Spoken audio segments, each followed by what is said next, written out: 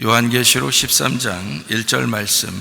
내가 보니 바다에서 한 짐승이 나오는데 뿔이 10이요 머리가 7이라. 그 뿔에는 10 왕관이 있고 그 머리들에는 신성 모독하는 이름들이 있더라. 11절. 내가 보매 또 다른 짐승이 땅에서 올라오니 어린 양같이 두 뿔이 있고 용처럼 말을 하더라. 14절. 짐승 앞에서 받은 바 이적을 행함으로 땅에 거하는 자들을 미혹하며 땅에 거하는 자들에게 이르기를 칼에 상하였다가 살아난 짐승을 위하여 우상을 만들라 하더라. 15절. 그가 권세를 받아 그 짐승의 우상에게 생기를 주어 그 짐승의 우상으로 말하게 하고 또 짐승의 우상에게 경배하지 아니하는 자는 몇이든지 다 죽이게 하더라. 요한계시록 21장 22절 말씀. 성 안에서 내가 성전을 보지 못하였으니 이는 주 하나님 곧 전능하신 이와 및 어린 양이 그 성전이심이라. 아멘. 요한계시록 13장에 바다짐승, 땅짐승, 그리고 우상 이런 게 나오죠. 그리고 요한계시록 21장 22절에는 성전에 대한 이야기가 나와요. 여러분이 이제 지금 많이 자주 이렇게 들어봐도 요한계시록을 계속 들어봐도 똑같은 얘기를 또 다른 말로 계속 나오는 걸 여러분이 볼 수가 있을 겁니다. 짐승에 대한 이야기 그리고 음녀에 대한 이야기는 누차 얘기해도 이것은 지나친 것이 아니다. 왜 그러냐면 우리가 어린 양 대신 예수님을 만나 신부가 되는 것이 천국이기 때문에 그렇습니다. 그러니까 우리는 결국 천국에 가는 게 아니라 천국이 되어야 되는 거기 때문에 음녀 짐승으로서는 천국이 안 되고 오히려 지옥에 가깝죠. 그러니까 천국이 돼야 되려면 음녀 짐승을 정확하게 알고 거기서 벗어나야, 그래야 어린 양 만나서 신부가 되는 새 예루살렘 천국이 된다는 얘기입니다. 그러니까 분명한 것은 짐승과 음녀를 정확하게 알아야, 그래야 어린 양과 신부를 정확하게 안다는 거예요. 그러니까 우리는 이것이 서로 완전히 다른데 한 곳에서 나왔다, 이렇게 이어져 나가는 거죠. 이어져서 완성이 되면 이제 어린 양 그리고 신부 이렇게 되는 거니까. 자, 그걸 이제 우리가 염두에 두고 계속 말씀을 이렇게 나누는데, 여기 말씀을 여러분이 이제 보면서 이제 이걸 비교해 보는 거예요. 자, 우리 요한계시록 13장에 보면 뭐가 나온다고요? 바다짐승, 땅짐승, 우상 이렇게 나오죠. 요한계시록 21장 22절에는 뭐 나온다고요? 여기 이제 뒤에 마지막 게잖아요. 마지막 게인데 여기 뭐가 나와요? 예, 성 안에서, 성이니까 예루살렘 성이고 새 예루살렘 성이고요. 그리고 성전이 나오고 그 성전이 하나님, 주 하나님 전능하신 이, 그리고 어린 양이다 그랬어요. 그러니까 주 하나님이 전능하신 이고 전능하신 이가 어린 양이에요. 그가 성전이라 그랬어요. 특징이 뭐죠? 요한계시록 13장하고 요한계시록 21장 22절에 있는 말하고 특징 딱 한 가지를 오늘 본다면 어떤 특징을 우리가 볼 수 있을까요? 그러니까 이쪽은 짐승이고 이쪽은 어린 양이고요. 물론 그렇죠. 그런데 특징을 좀 우리가 딱 이렇게 겉으로 볼 때 특징을 두 개가 완전히 확연하게 뭐가 딱 다르다, 이 특징을 한번 잡아본다면, 예, 거기 바다짐승이 땅짐승에게 권세를 주고 땅짐승이 우상을 만들어서 권세를 주잖아요. 그러면 결국에는 바다짐승, 땅짐승, 우상은 다른 거예요? 같은 거예요? 같은 거죠. 같은 데서 나온 거니까. 바다짐승이 땅짐승에게 권세를 주고 땅짐승이 우상을 만들으라고 하는데 그 우상은 처음에 나왔던 그 짐승에 대한 우상을 만들으라고 그랬어요. 그리고 그 짐승에게 막 생기를 불어넣어주고 권세를 준단 말이에요. 말하게 하고. 그러니까 결국에는 이 앞에 있는 것을 이제 우상을 만드는 건데, 이게 이제 같은 거죠. 바다짐승, 땅짐승, 우상, 이게 같은 거잖아요. 그죠? 예, 그리고 여기 이제 요한계시록 21장 22절에는 어린 양 하나님 전능하시니 그가 성전이다. 근데 그게 이제 성 안에서 성 안에 있다 이렇게 돼 있잖아요. 그죠? 그러니까 이게 완전히 뭔가 확 틀린 게 하나 있는데 뭘까요? 지금 얘기한 게 틀리다고요? 얘기한 게 틀리죠. 그런데 이제 앞에 있는 거하고 이 앞에 짐승하고 우상하고 그리고 여기 지금 성전하고 완전 다른 특징이 하나 있어요. 어떤 특징이냐면 이런 특징이에요. 요한계시 13장은 보이는 거고요, 요한계시록 21장 22절은 안 보이는 겁니다. 보세요. 요한계시록 13장은 지금 바다 짐승이 나와가지고 땅 짐승에게, 땅 짐승이 나와서 우상에게 이렇게 얘기하잖아요. 이거를 얘기하잖아요. 그러면 바다 짐승, 땅 짐승, 우상, 이게 점점점 어떻게 해요? 보여지는 거잖아요. 그죠? 우상이라는 건 이렇게 보여지는 거죠. 겉으로 보이려고 하는 게 우상인 거고, 하나님의 성전은 어떻게 해요? 점점 안 보이려고 하는 거잖아요. 성 안에서 성전이 없는 거예요. 안 보이는 거예요. 성전이 안 보이는데 원래 안 보이는 그 성전이 뭐냐? 진짜는 하나님이고 전능하신 인데 그가 어린 양이다. 이거 안 보이는 거다, 이런 얘기예요. 그러니까 짐승하고 짐승의 우상을 만들 때는 이제 보이는 걸 만드는 거죠. 하나님의 성전은 보이지 않는 것이 되는 것입니다. 여러분, 우리가 하나님의 성전 어린 양이 지금 어디에 계셔요?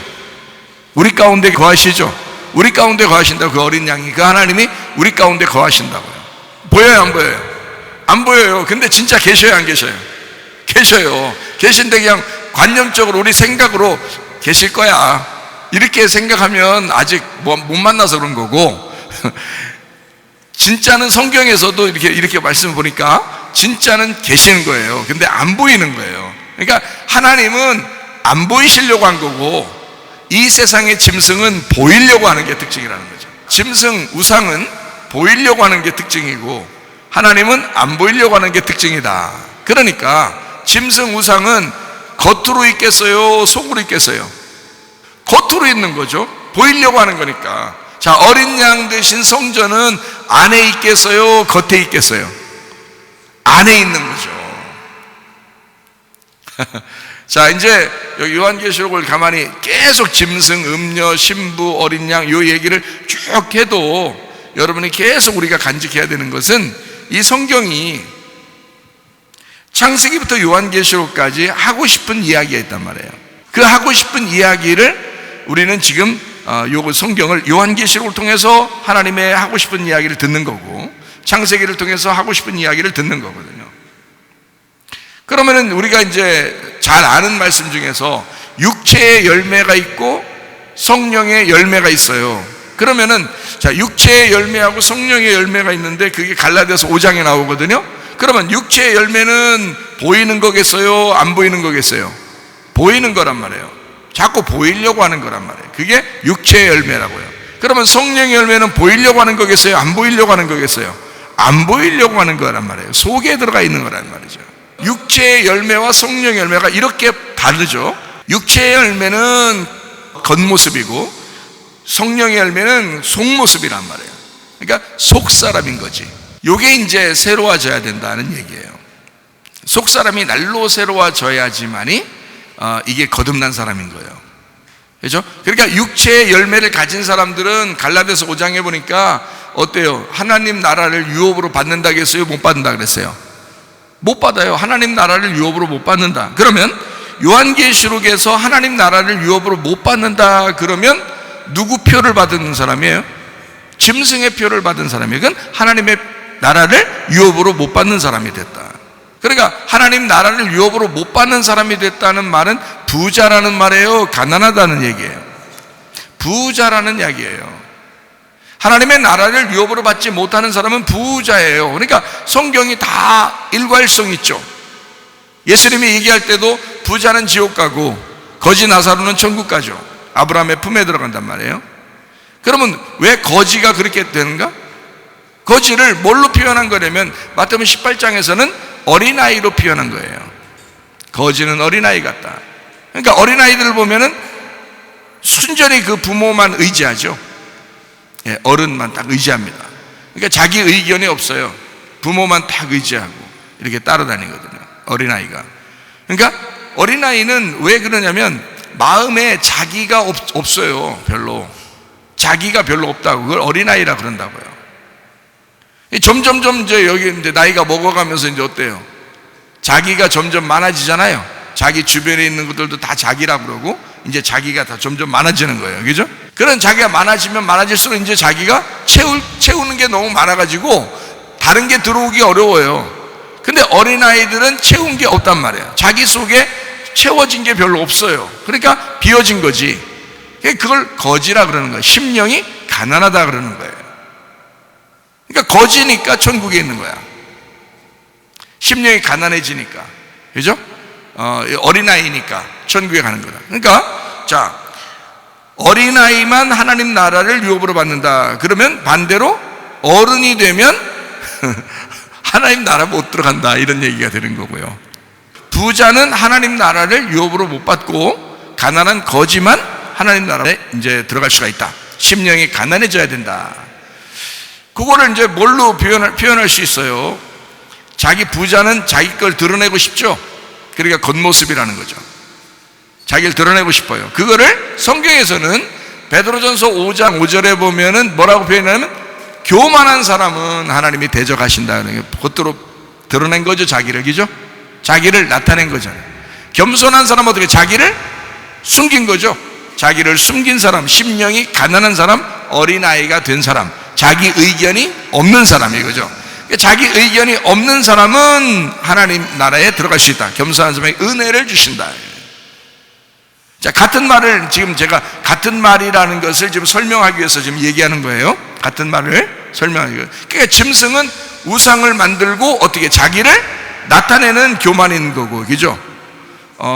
성전에 있는 어린 양 예수님은 보여요, 안 보여요? 안 보이니까 자기를 감춘 거란 말이에요. 자기를 감추니까 자기 의견이 없는 거야. 심령이 가난한 거야. 그렇죠? 자기가 없는 거야. 그러니까 거지인 거죠. 그러니 하나님 나라란 말이에요. 그게 무슨 말인지 아시겠죠? 교만하고 겸손만 해도 지옥과 천국으로 나눠진다는 거죠. 그죠? 어른과 어린이가 지옥과 천국으로 나눠지더라. 자, 심령이 부유한 사람, 심령이 가난한 사람이 지옥과 천국으로 나눠지더라. 이거를 뭘로 봤냐 했더니 성경에 육체와 성령으로 보았더라 이거야. 바울 사도는 이거를 육체와 성령으로 봤더라는 거예요. 그러니까 육체라고 하는 것이 있으면 하나님 나라의 유업으로 받을 수가 없다. 그리고 성령을 받으면 성령의 열매가 있으면 하나님 나라에 들어갈 수가 있다, 이렇게 되는 거예요. 그러면 갑자기 성령의 열매를 맺을 수 있나요? 아니라고요. 육체의 열매를 가지고 있는 우리가 땅에서 태어났기 때문에 육체의 열매를 가지고 살아가요. 이게 처음으로 태어난 사람들이 인간이 살아가는 방법들이고 삶이에요. 이게 베이스가 그렇다 이 말이야. 베이스가 그러니까 이 육체의 열매로 살아갈 수밖에 없는 우리의 운명으로 태어나서 살아가고 있는데 그게 육체의 열매예요. 그걸 갖다가 진짜 성령을 받은 사람들은 그걸 막 뭐라고 할 수는 없죠. 뭐 가르쳐주기 위해서 좀 얘기는 할 수 있겠지만 그거를 뭐라고 할 수는 없는 거예요. 원래 인생이 그런데 어떻게 해요? 원래 인생이 태어나서 그렇게 살아가는데 어떻게 해요? 그런데 교회 오면은 설교를 통해서 계속 강조하고 얘기를 해줘요. 왜 그러냐?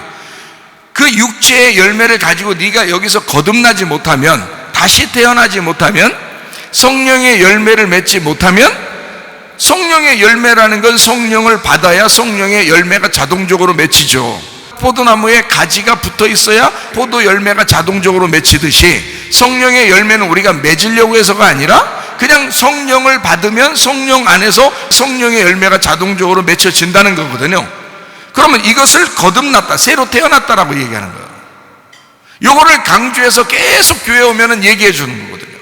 여러분, 육체의 열매를 맺지 마세요. 육체의 열매는 이건 땅의 운명입니다. 여러분의 인간성대로 계속 살면 안 됩니다. 이거 완전히 뒤집어져야 합니다.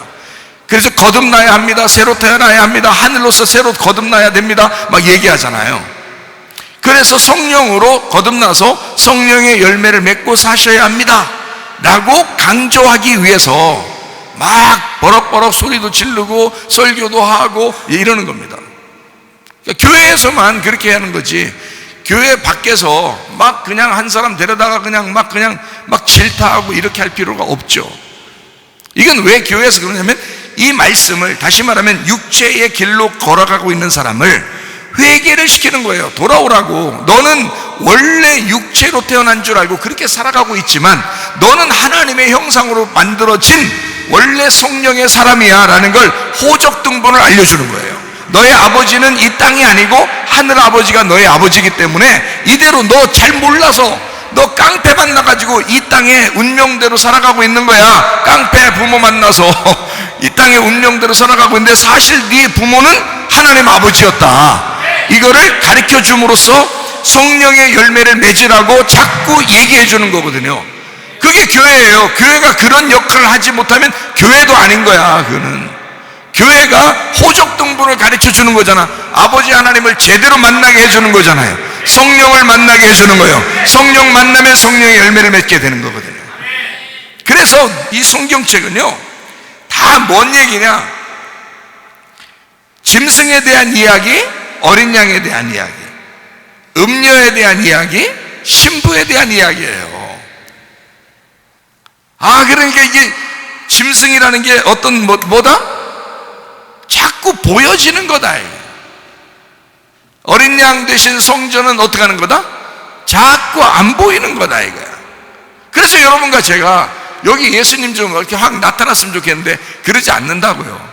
다 우리 안에 그냥 거하신다고, 교회 안에 그냥 거하신다고, 안 보인다고요. 근데 그게 진짜라는 거예요.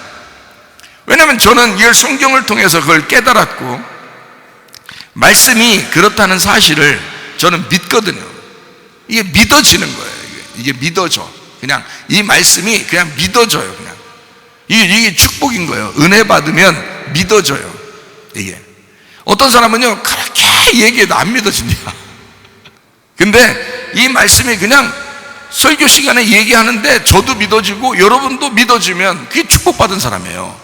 그 믿어지는 건 수동적이잖아. 하나님이 은혜를 주셔야 믿어지는 거거든요. 이게 그건 구원받은 사람이에요. 그 사람은 진짜 구원받을 사람이고 구원받은 사람이에요. 구원받았기 때문에 계속 또 구원받아 가는 거죠. 그죠? 예, 회개했기 때문에 또 계속 회개하면서 가는 거예요. 이 사람들은 희망이 있는 거예요. 그 사람들은 천국에 갈 때까지 계속 회개하면서 가는 거거든요.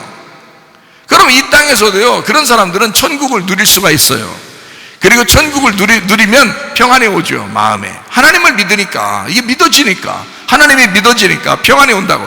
평안이 오니까 그게 천국인 거예요. 마음에 천국이 먼저 오는 거예요. 이 땅에 사는 동안에 하나님이 계신 거예요. 자기한테. 그게 천국이요. 하나님이 내려오신 거죠. 자기한테 내려온 거죠. 재림하신 거예요. 그게 성경에서 말하는 재림이 그거예요. 근본적으로는 재림이 그 말한 거예요. 초림은 예수님 처음 오셨을 때의 초림이잖아요. 예수님 오신 것이죠. 옛날에 오셨던 것이 초림이고, 그리고 그 초림이라는 건 처음 만났을 때를 초림이라고 그러는 거예요. 예수님을 처음 만났을 때 그거를 초림 이렇게 해요.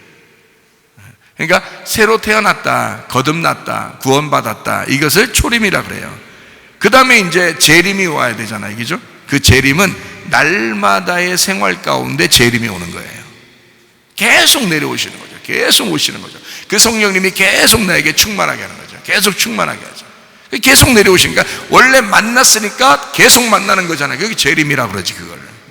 그러니까 제가 얘기하는 거는 예수님 어느 날 오신대요, 그런 재림이 없다, 이런 얘기를 하려고 한 게 아니고, 그게 아니라 성경에서 우리가 초림과 재림을 생각할 때 내가 주님을 만났느냐, 나 요단강 건너서 주님 만났느냐라는 얘기고, 그리고 주님을 계속 만나고 있느냐 이런 얘기예요. 그걸 만나는 걸 저 나라 가서 만난다고 하는 거는 죽어서 만나는 거고, 하나님의 나라가 계속 내게 임하고 있느냐, 그 평안이 계속 오고 있느냐, 그 천국이 계속 오고 있느냐 하면 그건 재림이라고 말해요. 우리한테 그 초림이라고 할 수 없죠. 먼저 만났으니까 계속 오잖아요. 계속 오니까 그걸 재림이라 그런다. 자, 이게 영적인 성경을 보는 방법이라고. 일단은요, 그러니까 겉으로 이렇게 온다, 우리 간다, 이런 얘기가 아니고 영적으로 지금 얘기를 하는 거잖아요. 자, 어린 양 대신 성전이 보인다, 안 보인다? 안 보인다. 다시 말하면 뭐에 대한 이야기예요? 예, 성령에 대한 이야기예요. 영에 대한 이야기라고요. 그러니까 짐승과 우상, 이거는 뭐에 대한 이야기겠어요? 육체에 대한 이야기죠. 그렇죠? 이거는 보이는 거고, 자, 성전은 안 보이는 얘기니까 성전은 뭐에 대한 이야기라고? 영에 대한 이야기라고. 그러면 반대로 짐승은 뭐에 대한 이야기라고? 육체에 대한 이야기라고요. 아, 무슨 말인지 아시겠죠? 이렇게 보니까 또 쉽죠? 아, 짐승과 우상이 상당히, 사람들은 생각하기를 짐승, 우상, 짐승의 표가 뭐야, 뭐 맨날 이런 거 고민한다고요. 근데 사실 알고 보면 이게 성경에서 말하는 두 줄기를 설명을 딱 하려고 하는 거라고요. 예, 그러니까 성전 어린 양 대신 예수님, 성 안에서, 이건 안 보이는 영적인 얘기를 얘기하는 거예요. 영의 얘기를 하려고 하는 거예요. 짐승, 우상, 뭐 보이는 이런 것들 있잖아요. 뭐 우리가 겉으로 보이는 이 육체를 얘기하는 것입니다. 그러니까 육체와 영에 대한 이야기를 딱 이렇게 하는데, 하늘나라는 이 육체가 없어야 하늘나라가 되겠죠. 그래서 육체가 죽어야 된단 말이에요. 그래서 육체가 있는데 영의 나라로 갈 때 그 중간에 죽는 게 있어야 된다는 거예요. 그래서 육체를 죽는 단계가 있단 말이에요. 그래서 요 죽는 단계를 뭐라 그러냐면 광야의 단계라 그러는 거예요. 그러니까 여러분이, 우리가 이제 애굽에 살고 있는 우리 육체에 태어나서 살아가는 사람들인데, 광야로 들어가는, 왜 광야 같은 인생을 우리가 살아갈 수밖에 없느냐? 자꾸 우리가 어려움 당하고 힘들고 막 이런 사람들 있잖아요. 이러면은, 왜 우리가 이게 왜 이렇게 힘드냐? 왜 우리 가정은 왜 이렇게 힘드냐? 다른 사람들은 다 잘 사는 것 같은데 다른 사람들도 다 고생이 있어요. 그 집안에 가보면 다 고민 있고 고생하거든요. 근데 다른 사람들은 다 웃는 것 같고 잘 되는 것 같고 자기만 보이는 거예요. 자기만 계속 보이는 거예요. 막 괴로운 거예요. 자기만 엄청 괴로운 일이 생기는 것 같아. 그게 뭐냐면 광야 생활이거든요. 이 광야 생활로 끌어들였다는 얘기는 하나님이 그 사람을 사랑하고 있다는 얘기예요. 하나님이 불렀다는 얘기예요. 애굽에 그냥 있었으면 그냥 이 세상에서 잘 사는 사람들, 솔직히 말해서 건강하고 더 잘 살고 더 뭐 교만하고 더 음란하고 더 부자고 더 잘 사는, 건강하게 그렇게 사는 사람들이 예수 안 믿는 사람들이 되게 많아요. 그렇겠죠? 예수 믿으면 다 잘 된다면서요 라고 하면 이건 뭔가 잘못된 생각을, 우리가 뭔가 착각하고 있는 게 있는 거란 말이에요. 뭘 착각하고 있느냐? 이 세상에 있는 사람들이 더 건강하고 부자로 사는 것들을, 내가 예수를 믿었으니까 이 건강하고 부자로 되는 거를 내가 가져오고 싶다는 얘기야. 그래서 하나님한테 달라는 거예요. 부자 되고 싶어요. 하나님, 나 더 건강하게 해주세요 라고 그걸 달라는 거예요.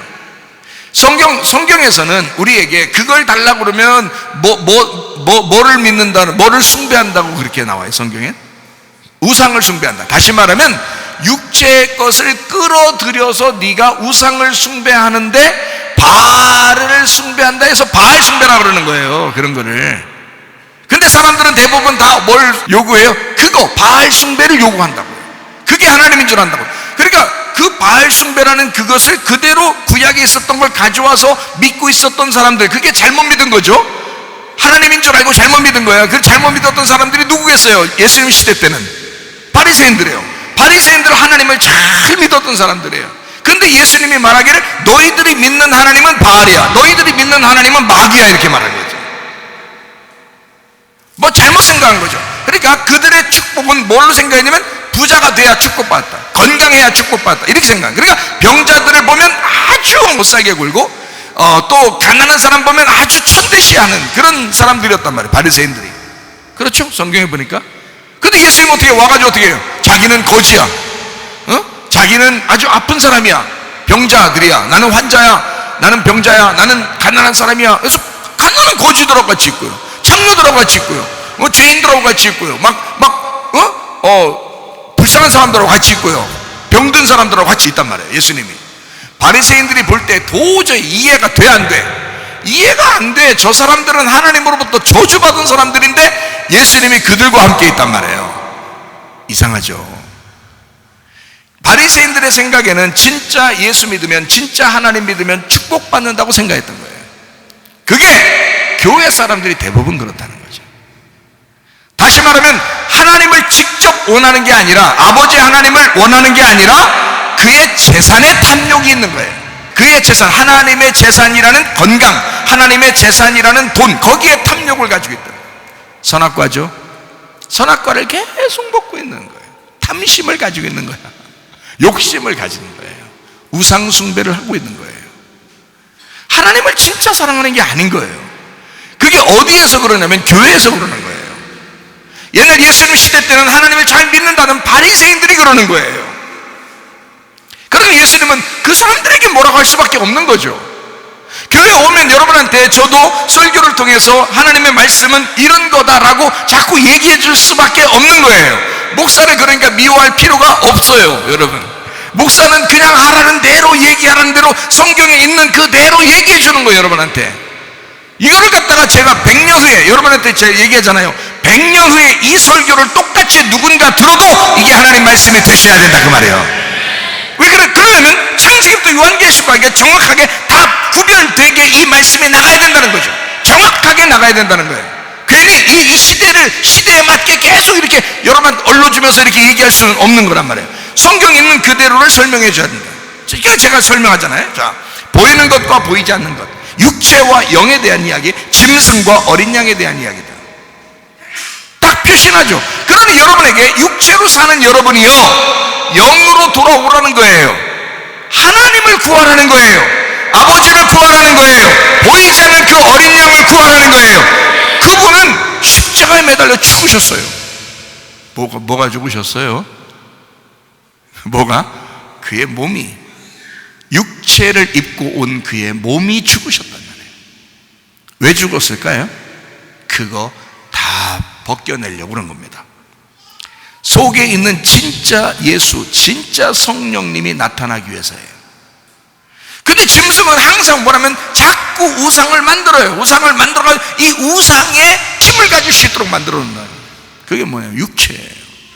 여러분, 이 세상에 앞으로 더 그러겠지만 계속 사람들은 뭐를 추구하고 요구하냐면 세상에서 어떻게 살 것이냐, 세상에서 내가 어떻게 살 것이냐라고 하는 걸, 그걸 이제 관심을 가질 거란 말이에요. 여러분 생각해 보세요. 지금도 막 전염병이 돕니다. 뭐 마스크를 쓰라고 그러고 백신도 하라고 그러고 뭐 이제 칩도 나온다 그러고 뭐 막 이런 얘기가 나오잖아요. 다 뭐 얘기예요? 이 땅에서 잘 살아보자는 얘기예요. 이 땅에서 잘 살아보자는 얘기거든요. 그러면 하나님의 입장에서는 지금 그거 니네 굶어 죽어라 그 말이 아니라 영적인 이야기는 어디 갔느냐, 영의 이야기는 어디 갔느냐, 하나님의 성령의 이야기는 어디 갔느냐, 보이지 않는 그 속에 진짜 얘기는 어디 갔느냐, 그 얘기를 하고 싶은 거거든요. 하나님은, 그죠? 하나님 자신은 안 보이니까 그 안 보이는 그 성령, 하나님 그 자신, 하나님에 대한 이야기는 언제 할 거냐 이거예요. 자, 이 세상 살아가는 거는 얘기를 계속하고 뭐 뉴스에도 나오고 계속 이 세상에서 막 언급을 해서 어떻게든 사람들을 다 그렇게 그쪽으로 몰아갈 것이라고, 다 모두 다 하게 만들 거라는 거죠. 그런데 하나님은 우리한테, 교회에게, 너희들은 이 세상에 속한 게 아니라 너희들을 구별되게 해서 교회로 불러 모았는데 이 교회에서는 그러면 너희들은 어떻게 살 거냐 이거예요. 자, 이런 시대에 너희들은 어떻게 살 건데? 라고 하나님도 물어볼 권리가 있잖아요. 성경을 통해서 우리에게 하나님 말씀을 전해주시고 우리를 구원하시, 그 아들을 통해서 구원하셨는데 하나님도 우리에게 물어볼 권리가 있잖아요.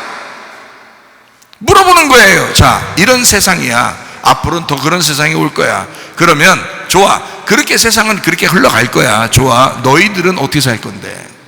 그걸 물어볼 거 아니에요. 여러분한테. 여러분 어떻게 사시려고 그래요? 보이는 거로 사시려고 그래요? 아니면 보이지 않는 거로 살려고 그래요? 보이지 않는 거로 사셔야 합니다.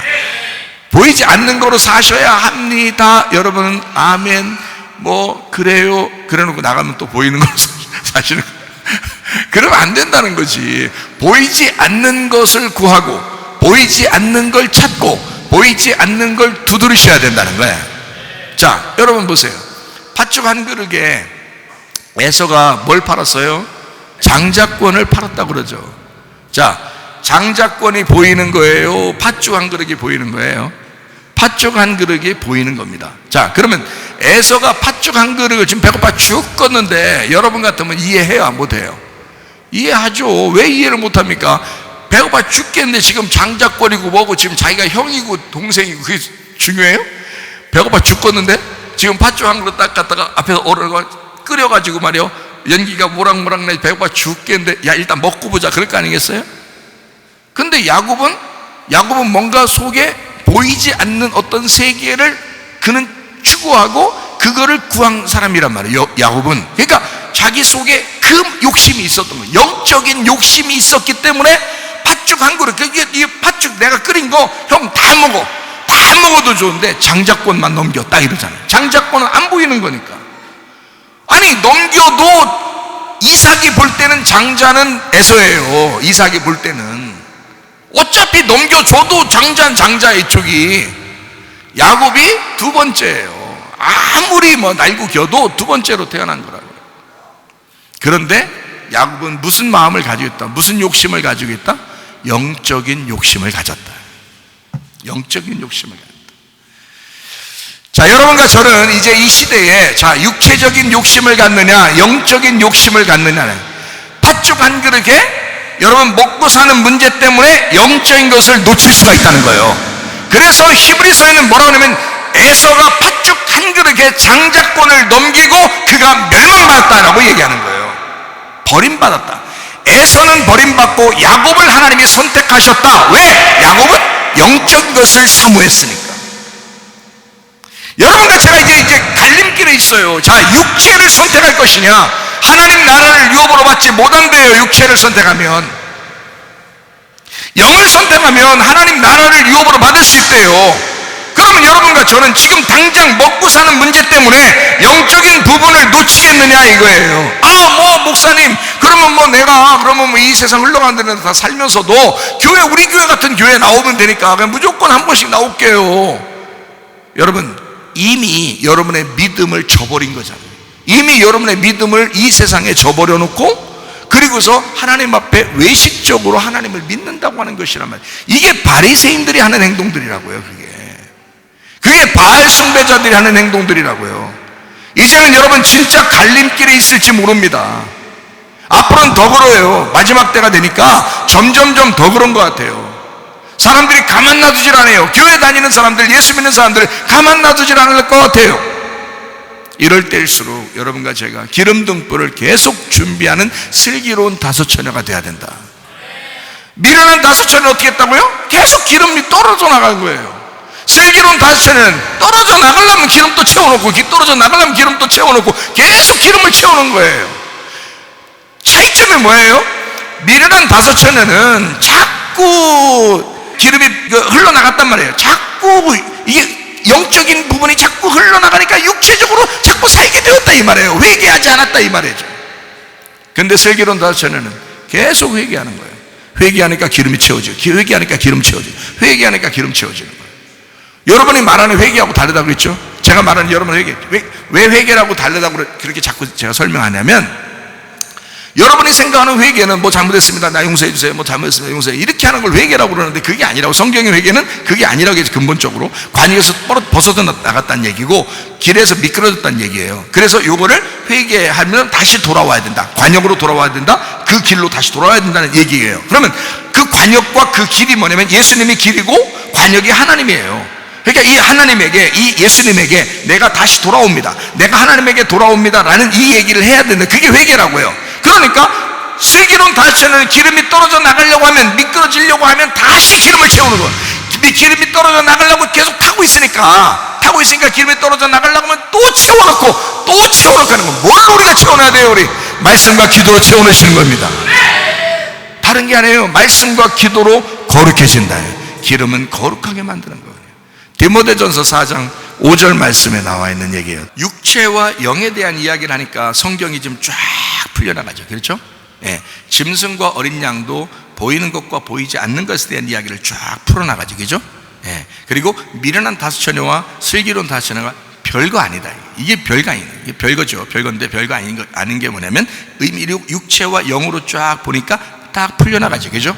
예, 그래요. 그래서 바울도 그걸 육체와 영으로 본 겁니다. 육체와 성령. 그래서 육체의 열매가 있고 성령의 열매가 따로 있다, 이렇게 된 거예요. 그러니까 성령의 열매를 우리가 추구하는 것은 다른 게 없어요. 성령의 열매를 계속 추구하고 슬기로운 다섯처녀처럼 되는 건 계속 회개해서 돌아가는 것밖에 방법이 없어요. 그럼 회개해서 자꾸 돌아가는 방법은 뭐냐? 말씀과 기도입니다. 말씀과 기도 외에는 이게 돌아갈 수 있는 방법이 없어요. 그게 회개라는 거예요. 그러니까 회개는 여러분이 무작정 뭣도 모르고 아무 말씀도 한 번도 모르고 그냥 하나님 뭐냐 잘못했어 나 오늘 회개했죠. 마음이 좀 후련해. 그걸로 돌아가는 게 아니라고요. 그게 거룩해지는 게 아니라고. 말씀과 기도로 거룩해지는 거라고요. 그러니까 말씀과 기도로 이게 계속 돌아가는 거야. 회개하는 건 여기로 돌아가는 거예요. 그러면 슬기로운 다시 전혀가 되고 자꾸 그리스도의 옷을 입는 거고요. 성령으로 충만하게 되는 거고 성령을 추구하는 거예요. 영적인 것을 자꾸 사모하는 사람이 돼야 된다는 거죠. 그러니까 짐승이라는 것과 이쪽 어린 양이라고 하는 것이 완전히 반대인데 음녀와 신부가 완전히 반대인 것처럼 원래 반대라고 하는 건 반대, 적군, 원수 이렇게 되죠. 근데 성경에 원수를 어떻게 알아요? 네 원수를 사랑하라 그러죠.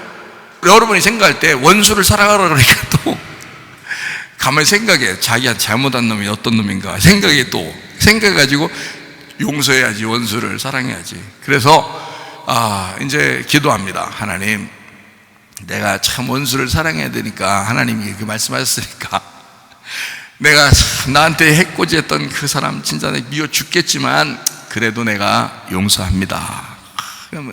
그럼 뭔가 된 것 같아요. 그 기도 끝나고 나면 자기가 뭔가 된 것 같아요. 하나님의 뜻대로 사는 것 같잖아. 성경대로 기도한 것 같고 이게 이제 막 기분이 좋단 말이에요. 그래, 내가 이렇게 이 원수도 사랑하라고 했으니까 용서했으니까 난 그래도 할 일 한 것 같아. 그죠? 예, 그런 마음이 들어와요. 그 다음 한 일주일 지나서 원수를 만났네요. 외나무 다리에서 외나무 다리에서 날 해코지했던 그 사람을 만났어요. 그러면 자, 이 마음이 또 가실까요? 오실까요? 다시 오시죠. 희한하죠. 자기는 회개했다면서. 그러니까 이제 또 어떻게 하면 회개가 덜 돼서 그러니까 또 해야지. 또 회개를 합니다. 또 이제 금식도 하고 철야도 하고 이러면서 회개를 해요. 근데 또 한 달 있다가 일주일 있다가 또 만났어요. 원수는 외나무를 또 그 외나무 다리에서 또 만났어요. 외나무 다리에 확 없어요. 뽑아버리고 싶죠 그냥. 자, 이렇게 자기 마음속에 이게 안 없어진다고요. 이게 무슨 회개예요? 이게 무슨 원수를 사랑한 겁니까? 말이 안 되죠. 그런 말을 하는 게 아니에요. 자, 원수, 여러분 원수 있으면요 미워하세요. 그냥 미워하시라고. 괜찮아요. 성경에서 말하는 원수가 다른 말인데 그거를 몰라서 그런 거예요. 여러분 미워하세요. 그러면 여러분 보세요. 원수를 사랑해서 원수가 나하고 하나가 됐어. 그래가지고 둘이 이제 진짜 사랑하게 됐어요. 그 힘을 가지고 다른 사람이 이제 진짜 이 땅에서 원수들이 있어 막 해코지하고 미워하는 사람들이 있는데 그 사람들 딱 보니까 어때요? 그냥 미워지지가 않아. 그게 진짜죠. 그러니까 회개한다고 하나님 나 저 사람 용서합니다 이렇게 해서 회개한다고 하는 원수 사랑이 아니라는 얘기예요. 하나님과 나와의 관계에서 회복이 되면은 저쪽 원수는 자동적으로 된단 말이에요. 이거는 그 원수 사랑하라고 그렇게 기도하라는 게 아니었어요. 성경에는. 여러분 성경의 원수는 다 뭐냐 이런 얘기면 원수는 사탄을 얘기하는 겁니다. 그러면 사탄을 사랑한다? 자, 뭔가 잘 설명을 드릴게요. 원수를 뭐라 그러면 단어를 뭐라면 사탄이라고 해요. 사탄을 원수라고 그럽니다. 적군, 대적한다. 이렇게 반대 이렇게 돼 있어요. 반대. 자, 그러면은 선악과 먹고 하나님으로부터 벗어난 사람들이 어떻게 된 건가요? 하나님하고 같은 편이에요? 반대가 됐나요? 하나님하고 반대가 됐어요. 그러면 그것들이 다 짐승처럼 살게 돼 있어요? 사람처럼 살게 돼 있어요? 짐승처럼 살게 돼 있어요. 그게 여러분과 제가 하나님이 볼 때는 사탄인 거야. 그러니까 우리는 볼 때 우리는 하나님을 믿는다 하니까 사탄아 물러가라, 사탄아 물러가라 이렇게 말한단 말이에요. 그러니까 마치 자기는 하나님 편이니까 사탄아 물러가라. 그러니까 이 사탄이 어떤 사람을 통해서 나하고 원수를 맺으려고 그러면 이 사탄아 물러가라, 그 원수도 내가 사랑하고 싶다 이렇게 한단 말이에요. 그 사탄이 누군데?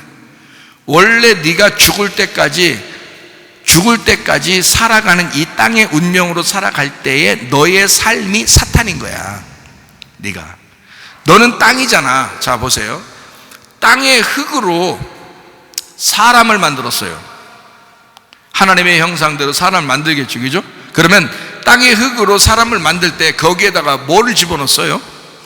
생기를 집어넣었어요. 자, 흙하고 하늘에 있는 영적인 생기하고 똑같아요? 틀려요? 다르죠. 완전 다르죠. 이건 하늘에서 온 거고 흙은 땅에서 온 거예요. 하늘과 땅 차이란 말이에요. 생기는 하늘에서 온 거고 흙은 땅에서 온 거야.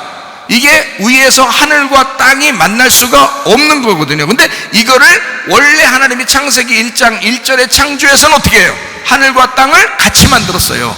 그러니까 하늘과 땅이 하나님 안에서는 하나인 거야. 근데 사람들 입장, 땅의 입장에서 볼 때는 선악과를 먹고 떨어져 나온 입장에서는 저쪽 하나님과 우리 땅에 있는 우리는 완전히 사탄 관계란 말이에요. 완전히 반대 관계란 말이에요. 둘이 원수 관계라는 거죠. 이런 너희가 원수 되었을 때에, 로마서 5장에 나오는 말이죠. 너희가 원수 되었을 때에, 너희가 죄인이었을 때에 하나님이 그 아들을 보내서 너희 원수를 위하여 하나님이 대신 죽으셨느니라. 그러므로써 하나님의 사랑을 확증하셨다 그랬죠. 그러면 너희가 원수 되었는데, 너희가 죄인 되었는데 그 원수가 사탄이 뭐예요? 사탄 원수 마귀예요. 그러면 누가 그랬다는 거야? 네가 그 적군이었던 거지. 네가 원수였던 거지. 네가 거기에 원수 죄인이었는데 하나님이 그리스도를 통해서 너를 벗어나게 했다는 거야. 여기서 예수님을 통해서 우리를 이쪽에서 이쪽으로 옮겼다는 얘기죠. 너희 죄인 된 입장에서 의인으로 옮겼다는 얘기죠. 예수님을 통해서. 너희가 죄를 한 번도 안 짓는다는 게 아니야. 그 다음부터 짓죠. 근데 하나님 앞에 원수였던 너희가 하나님과 예수님 때문에 하나가 되었다, 이런 얘기거든요. 그러니까 원수 사랑은 실제로 누가 하는 거예요? 원수 사랑은 누가 하는 거예요? 예수님이 하는 거예요. 하나님이 우리라는 원수를 사랑하는 거예요. 원수 사랑은 여러분이 하는 게 아니고, 여러분은 원수 사랑 못합니다. 여러분에게 해코지하고 계속 잘못하고 여러분을 미워하고. 제가 그러잖아요. 남편과 아내가 아무리 사랑해서 처음에 결혼해도 둘이 한쪽에서 땅의 운명을 쥐고 계속 나쁘게 행동하면 이건 헤어져야 된다고 그러잖아요. 내가 그거 용서 못합니까? 예수 믿는데 그거 용서 못해요? 할 수 있죠. 근데 그건 헤어져 줘야 된단 말이에요. 그건 인생 자체를 불행하게 만들어버린다고요. 이 사람을 죽을 때까지 불행하게 만든다고, 이 사람들을. 그러니까 그거는 헤어져 줘야 된단 말이야. 이것을 고치려고 하는 의도가 있고, 자기가 거듭나려는 의도가 있고, 하나님 앞에 돌아가려는 의도가 있고, 짐승처럼 살지 않고 사람처럼 살려고, 어린 양의 예수처럼 살려고 하는 그 의도가 있을 때 살아주는 거지. 같이 계속 짐승처럼 살면 어떻게 삽니까? 짐승과 사람이 어떻게 살아요? 말도 안 되죠. 원수를 사랑한다고 하는 것은요, 예수님밖에 못하는 거예요. 원수 사랑은 우리가 원수였을 때, 우리가 죄인 되었을 때에 주님께서 그걸 알면서 사랑해 주신 거예요. 그게 원수 사랑이라고. 알겠어요? 그럼 우리는 어떻게 해요? 그 사랑을 받았어. 그 사랑을 완전히 입었어요. 그 은혜를 완전히 입었어요. 그런 사람이니까 그래서 다른 사람도 사랑해 주는 거예요. 그 사랑 가지고. 그게 자동적으로 나와야지. 이게 외나무 다리에서 원수 만나면 뒤틀리고, 외나무에 자고 일어나면 또 뒤틀리고, 조금만 지나면, 며칠만 지나면 또 뒤틀리고, 이게 뭔 원수를 사랑하는 거예요? 말도 안 되는 소리죠. 그건 아니라고요. 예수가 완전히 덧입혀져야 된단 말이에요. 예수가 완전히 덧입혀져서 이 사람을 영의 사람으로 살게 될 때 자동적으로 나와야 원수 사랑인 거지. 그러니까 원수라는 걸 여러분 개념을 지금 설명해 드리려고 그러는데, 원수라는 건 근본적으로 원수는 우리도 원수였다. 우리도 사탄이었다. 무슨 말인지 알겠어요? 자, 우리도 사탄이었다. 우리도 하나님이 볼 때는 사탄이었다. 그러니까 애꿎은 사탄만 자꾸 불러다가 여러분이 뭐라 하지 마시고, 여러분이 하나님에게 사탄이란 말이에요. 그러니까 여러분이 사탄이란 말은 여러분을 그대로 데리고 가겠다는 거예요. 그 사탄을 파괴시키겠다는 거예요, 하나님이. 그러니까 여러분이 교회에 나와서 자꾸 파괴가 되는 거예요. 자꾸 자기가 무너지는 거예요. 자기가 막 옷을 겨우겨우 입어가지고 교회 딱 나와서 폼 잡고 앉아있으니까 자꾸 옷 쫙쫙 찢어버리고 벗겨버리는 거예요. 자꾸 여러분의 항아리를 자꾸 깨뜨려버리는 거예요. 여러분의 포장지를 갖다 여러분 외식적으로 포장한 이런 포장지를 자꾸 찢어버리는 거예요, 여러분을. 히브리서 10장 20절 말씀. 그 길은 우리를 위하여 휘장 가운데로 열어놓으신 새로운 살 길이요 휘장은 곧 그의 육체니라. 자, 예수님의 육체가 죽으실 때, 십자가에 못 박혀 돌아가실 때 그 휘장이 다 찢어졌다 안 찢어졌다? 다 찢어졌다. 휘장은 우리가 말할 때 성소와 지성소 사이만 휘장이라고 그러는데 그게 아니에요. 근본적으로 그게 성소와 지성소를 하나 되게 만들려고 그 휘장이라고 얘기를 하는 거지. 휘장은 사실 뜰 성소 지성소 전체를 다 휘장이 돼 있어요. 전체 다 천막으로 돼 있다고요. 무슨 말인지 알겠어요? 그게 다 천막, 성막이란 말이에요. 그게 다 휘장이에요. 이게 휘장. 그 휘장이 이것이 가려져 있을 때는 이 공간하고 여기하고 완전히 구별되어 있죠. 그런데 이 휘장을 다 찢어버려 버리면 이쪽 공간과 여기의 공간이 다 하나가 돼 버리는 거예요. 그래서 이게 다 이제 서로 통과가 됐다는 얘기 아니에요. 그죠? 예수님이 죽으셨으니까 그 예수가 우리 속에 들어오면 완전히 다 무너져 버린다는 거예요. 싹 무너져 버리니까 이게 다 통과가 돼요. 이게 유리바다 같이 되는 거지. 다 보이는 거죠. 다 투명하게 되는 거지. 자, 어떻게 되느냐? 이거를 만들기 위해서 우리를 어디로 통과시키냐면 광야를 통과시키는 거예요. 광야를 통과시키는 게 그게 뭐 하는 행동들이냐? 이게 나의 육체를 죽이는 곳이 광야란 말이에요. 나의 육체를 죽이려고. 육체로 태어난, 애굽에서 태어난 나의 육체를 거기서 태어나 무화과나무 잎으로 치마를 해 입고 거기서 살려고 했는데 하나님은 그거 아니라는 거야. 그거 찢어버려야 된다는 거야. 광야로 데리고 나오는 거야. 그래서 가죽옷을 입혀버리는 거야. 가죽옷은 알몸이라고 그랬죠? 알몸을 입혀버리는 거야. 다시 말하면 무화과나무 잎으로 네가 입어서 애굽에서 살던 그런 것을 찢어버리는 장소가 광야라는 거예요. 애굽에서는 유전과 전통으로 자기가 알고 있었던 지식으로 살아가던 그 관념으로 살아가던 그 우상단지로 살아가던 그런 생각들, 우리의 예배 형태도 자기가 알고 있었던 대로만 사람들에게 들었던, 아 이렇게 예배 드리는 거야, 저렇게 하는 거야, 저렇게 기도하는 거야, 저렇게 하는 거야, 그래 하나님한테 가는 거야 라고 그렇게 들었던 자기의 우상단지들을, 애굽에서 들었던 모든 것들을 광야에 나와서 다 깨뜨려 버리는 것입니다. 그 우상을 다 깨뜨려 버리는 곳, 자기의 잘못 입었던 그 옷을 다 찢어버리는 곳. 그래서 하나님의 계명으로 자기의 옷이 벗겨지는 장소, 그게 광야라고요. 그러니까 하나님은 여러분을 광야로 데리고 나와요. 광야 데리고 나와서 여러분이 입었던 무화과나무 잎 치마를 다 벗겨버리고 광야에서 알몸을 딱 입혀, 가죽 옷을 딱 입혀서 광야의 짐승과 같이 알몸을 딱 입혀버리면요, 그때 드디어 자기 자신을 보게 됩니다. 자기가 드러나는 거예요. 광야는 자기가 드러나는 장소예요. 여러분, 몸이 아파 보세요. 자기를 돌아보게 되죠. 막 가정에 문제가 있고 막 뭘 해도 안 돼. 그러면요, 자기를 돌아보게 됩니다.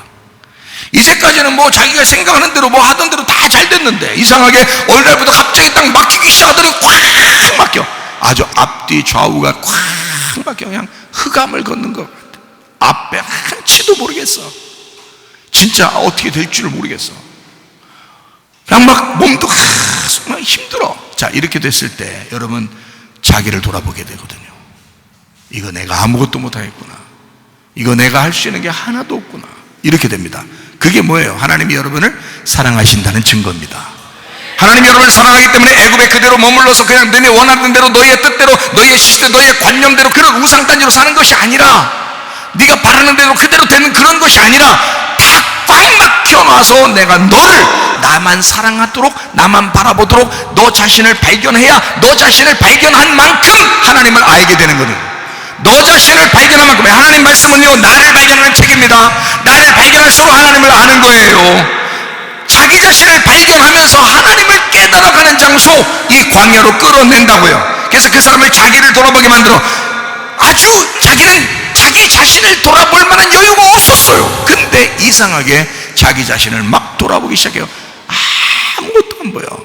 아무것도 안 되니까 자기만 돌아보게 돼요. 이게 광야 생활입니다. 하나님의 계명으로 여러분 교회에 오면, 여러분 옛날에 교회 잘 안 다닐 때나 다니지만 그냥 잘 관념으로 그냥 예배를 드리고 그렇게 신앙생활을 하는 사람이나, 또는 교회를 안 다녔던 사람이나, 이런 사람들은 대부분 다 애굽의 생활을 즐겨합니다. 자기의 생각대로 살아갑니다. 그런데 교회 오면 달라요. 교회 오면 가만 놔두질 않아요. 진짜 교회를 만나면, 진짜 설교를 만나면, 진짜 말씀을 만나면 사람을 가만 놔두질 않아요. 이 사람을 계속 벗겨냅니다. 계속 깨뜨려줍니다. 계속 자기를 돌아보게 만듭니다. 그리고 실제로 하나님도 그렇게 만들어버립니다. 이 사람을. 이거는 하나님께서 여러분을 발전시키고 여러분을 성장시키고 하나님이 여러분을 사랑하는, 더 사랑하는 방법이란 말이에요.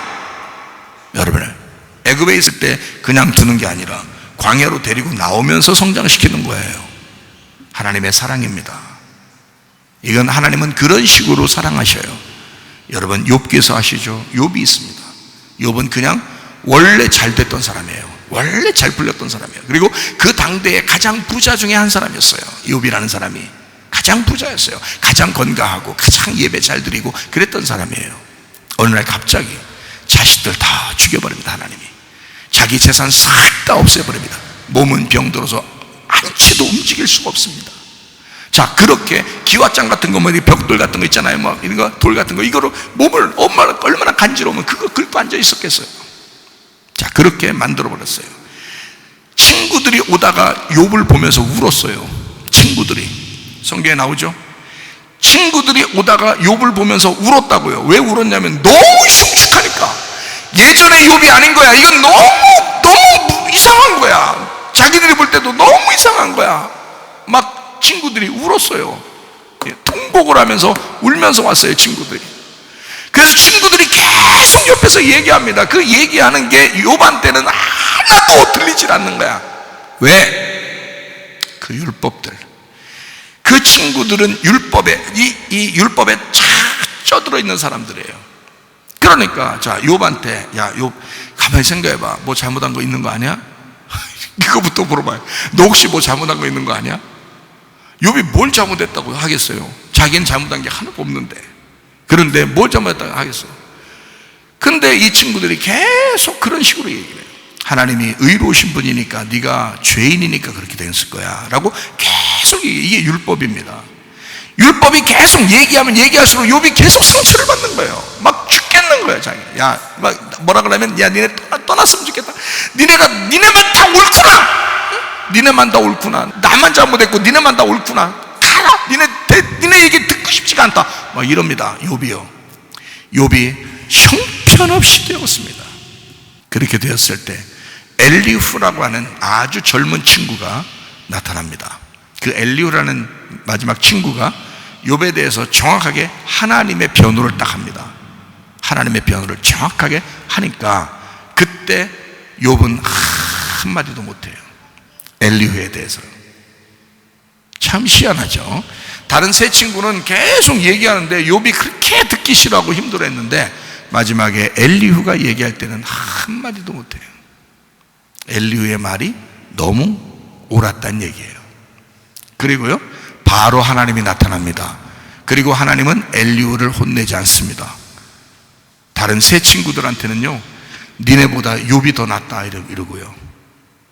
엘리후는 뭐라고 하나요? 엘리후는 하나님의 영을 대신해서 얘기했기 때문에 그렇습니다. 하나님의 영을 대신했기 때문에. 욥기서 잘 보세요. 그러면 알아요. 왜 이 욥에게 그렇게 하나님은 엘리후를 통해서 또 하나님이 직접 나타나서 그렇게 하느냐? 친구들을 통해서 율법적으로 계속 상처를 주고 치고 그렇게 하는 이유는 이 욥의 옷을 벗겨내기 위해서예요. 욥이 그 당대에 가장 의로운 사람이고 욥이 가장 그 당대에 가장 건강하고 가장 부자였던, 하나님을 잘 섬기던, 자기 스스로 하나님을 잘 섬기던 사람이었는데 친구들 3명을 보내서 완전히 옷을 찢어발려버립니다. 그리고 엘리후를 통해서 완전히 하나님의 뜻이 무엇인지를 가르쳐줘요. 그리고 난 다음에 하나님이 직접 나타나셔요. 그리고 욥한테 그럽니다. 네가 뭘 잘났느냐 그래요. 네가 뭘 잘났느냐. 아니, 분명히 욥기서 1장에는 하나님이 욥을 그렇게 좋아하고 하나님이 그렇게 욥이 참 괜찮은 사람이라고 막 사탄한테도 그렇게 자랑하더니 마지막에 하나님이 나타나서 욥한테는요, 네가 뭘 그렇게 잘났어? 네가 뭘 그렇게 잘났어? 라고 얘기해요. 욥이 그때서 자기를 깨닫고 뭐라 그러냐면, 하나님, 제가 이제까지 귀로만 하나님을 알았었는데 이제 눈으로 이제 알게 됐습니다. 내가 눈으로 하나님을 보게 됐습니다. 눈으로 경험하게 된 거예요. 눈으로 알게 된 거예요. 깨닫게 된 거예요. 이제는 내가 눈을 떴습니다. 내가 이제까지 하나님을 믿었던 것은 눈을 감고 믿었네요. 내가 하나님을 믿었던 게 눈을 감고 믿었네요. 근데 이제야 눈을 떴습니다. 내가 이제야 살았습니다. 이제야 눈을 떴습니다. 이제는 다른 거 다 필요 없습니다. 하나님만 필요합니다. 이러니까 말이에요, 하나님이 욥을 갖다가 다시 높여주는데 환경을 2배로 축복해서 다시 준단 말이에요. 이게 여러분, 하나님은요 우리에게 너 바알 숭배같이 그렇게 하나님을 그런 식으로 야비하게 믿지 말라는 거야. 너 탐욕하면서 그렇게 하나님의 재산에 눈독 들으면서 그렇게 예배하고 그렇게 하나님 믿지 말라는 거야. 너 예배할 때 오직 하나님 한 분만을 바라보라는 거예요. 하나님을 좀 사모하라는 거야. 하나님을 기대하라는 거야. 순수하게 하나님을 사랑해 보라는 거예요. 너 자신을 돌아보고. 그래서 광야에서 우리 하나님의 계명을 왜 이렇게 주느냐? 이 광야에서 계명을 통해서 자신을 완전히 벌거벗긴 장소가 광야이기 때문이다. 자, 그리고 난 다음에 요단강 건너서 여리고성에 들어갑니다. 여리고성에 딱 갈 때 거기서 여리고성을 완전히 무너뜨려요. 여리고성이 뭘 나타내는데요? 여리고성이 뭔데 그렇게 거기를 확 무너뜨려요? 육체입니다. 이제까지 애굽과 광야에서 찌들어 있었던 사람들을 여리고성을 만나게 함으로써 여리고성 자체가 아주 튼튼하고 큰 성이에요. 자기가 아주 크게 세워진 우상단지라고요. 그게 우상, 자기를 세운 우상이라고. 이게 여리고성이 이거를 먼저 무너뜨리게 만들어요. 이거 자기들이 뭐 무너뜨렸어요? 7바퀴 돌아서 하나님이 무너뜨려 주신 거예요. 여러분 육체를 여러분이 무너뜨려요? 아니에요. 주님을 바라보고 그 어린 양 대신 예수를 바라보면 하나님이 영적으로 무너뜨려 주신다는 거지. 하나님의 영이 함께할 때 육체가 무너지는 거라 이 말이야. 그때 주님을 만나는 거예요. 그때 주님 만나. 그래야 가나안 땅을 누리면서 살아갈 수 있는 거란 말입니다. 여리고성이라는 육체를 무너뜨리고 영적인 가나안 땅을 차지하는 주의 사람들이 되셔야 된다. 자, 그러니까 이 모든 얘기들은 다 뭐다? 육체를 벗어버리는, 육체를 깨뜨리는, 자, 쉽게 얘기해서 우상을 깨뜨리는, 그죠? 휘장을 찢어버리는, 나를 없애버리는 문제를 얘기하는 것이다. 그러니까 짐승이라고 하는 건 겉으로 드러나는 뭐라? 나다 이거야. 겉으로 드러나려고 하는 나다. 그게 짐승이라는 거지. 여러분 보세요. 다 누구나 그게 습성이 이게 안 없어진다고.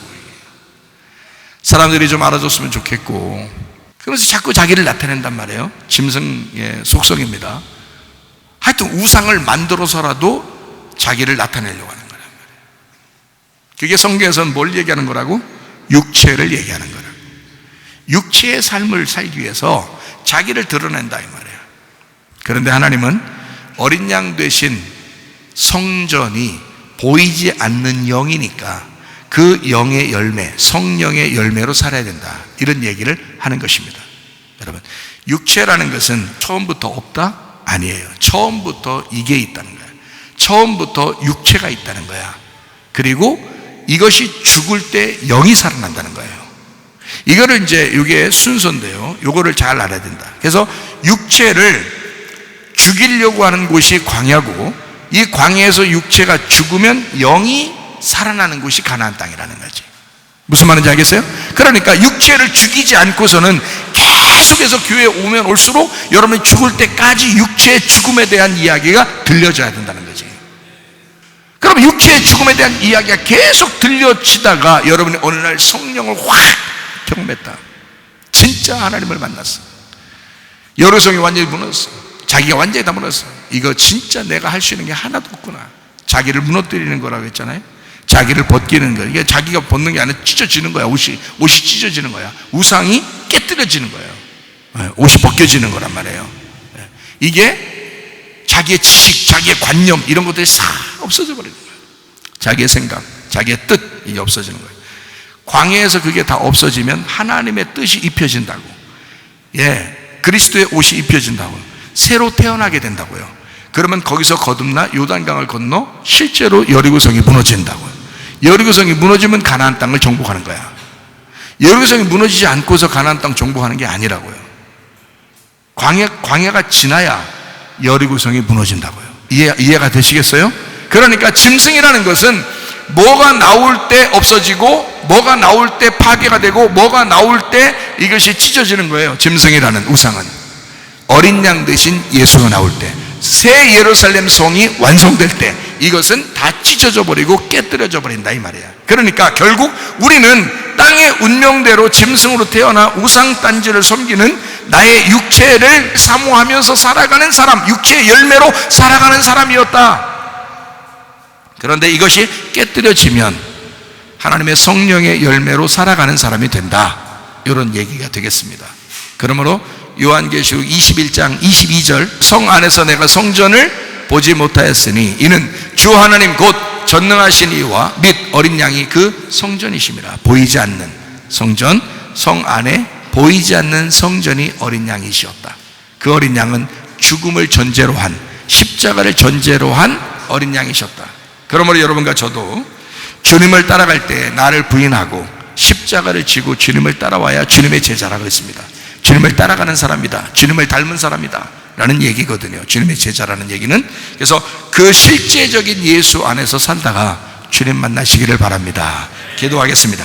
기도할 때 우리 하나님 아버지, 하나님 여전히 살아있는 나의 육체, 여전히 살아 움직이는 나의 육체, 내가 이 땅에 태어났으니 그렇게 살아갈 수밖에 없었던 나의 육체, 나의 짐승 같은 이 삶을 하나님 아버지 주여 깨뜨려 주시고 하나님의 성령으로 충만케 하옵소서. 영의 사람이 되게 하옵소서. 기도합니다. 우리 하나님 아버지의 사랑과 은혜를 감사를 드립니다. 하나님 아버지 육체의 삶을 벗어나 영적인 삶을 살다가 주님 만나게 도와 주시옵소서. 하나님의 성령으로 충만케 하옵소서. 비염은 떠나갈지어다, 아픔이 떠나갈지어다, 우장병 떠나갈지어다, 어지럼증 사라질지어다, 두통은 사라질지어다, 류마티스 간염 떠나갈지어다, 어깨 통증 사라질지어다, 허리 디스크, 목 디스크 떠나갈지어다, 심장병 온전해질지어다, 각종 중의 암들을 떠나갈지어다, 감기 몸살 온전해질지어다, 협착증 사라질지어다, 건소피부 온전해질지어다, 이명은 사라질지어다, 자가면역질환 온전해질지어다, 식병 사라질지어다, 혈액에서 떠나갈지어다, 전립선 온전해질지어다, 우울증, 불면증, 공황장애, 두려움, 불안, 초조 다 떠나갈지어다, 음란, 거짓, 도출, 미움, 욕심의 영은 다 떠나갈지어다. 육체의 삶에서 벗어나 영적인 삶을 살다가 주님 만나게 도와 주시옵소서. 예수 그리스도 존귀하신 이름 받들어 기도 올리옵나이다. 아멘.